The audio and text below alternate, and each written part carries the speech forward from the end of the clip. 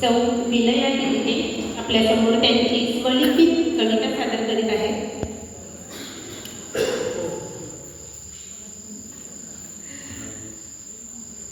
विठू माऊली असे एक एकमेव दैवत आहे जिथे जाती पंथ भेद विसरून सर्वजण एकत्र येऊन माऊलीच्या प्रेमरंगात रंगून जातात.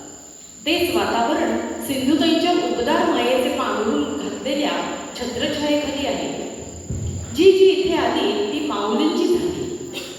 सिंधुताई अनाथांची आई झाल्या आणि विठू माऊलीसारख्या आपल्या विठू माऊलीसारख्या झाल्या.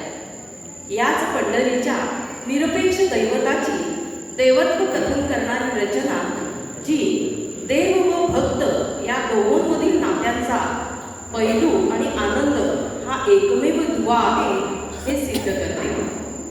माझ्या कवितेचं नाव आहे विठाई.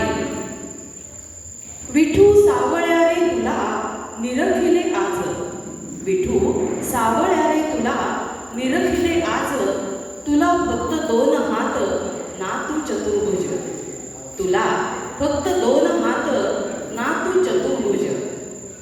हातामध्ये ना घेतले शंख चक्र आणि गदा, हातामध्ये ना घेतले शंख चक्र आणि गदा, दोन्ही हात कटीवर उभा राहतो सदा, दोन्ही हात कटीवर उभा राहतो सदा. वाहन ही तुला नाही मूषक गरुड वा मयूर, वाहन ही तुला नाही मूषक गरुड वा मयूर, राहतोस म्हणून का रे धरून या पंढरपूर, राहतोस म्हणून का रे धरून या पंढरपूर. बैसण्यास नाही तुला सिंहासन वा चौरंग, बैसण्यास नाही तुला सिंहासन वा चौरंग, सदा सर्व काळ तुला एका विटेचाच संग, सदा सर्व काळ तुला एका विटेचाच संग. तुळशी माळ अलंकार नसे सुवर्णाला स्थान, तुळशी माळ अलंकार नसे सुवर्णाला स्थान, सुगंधित सुमना आधी अबीर गुलाल उग्याचा मान, सुगंधित सुमना आधी अबीर गुलाल उग्याचा मान.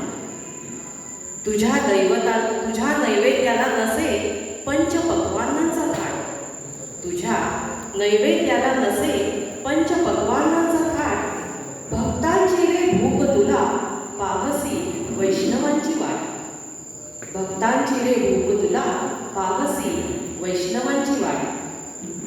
सांग सावळ्या विठ्ठला देव कशी रे म्हणू तुला, सांग सावळ्या विठ्ठला देव कशी रे म्हणू तुला, मनोमनी चिंता पाही सगळ्यांची, विठाई म्हणून तुझा लळा अवघ्या जगाला, विठाई म्हणून तुझा लळा अवघ्या जगाला.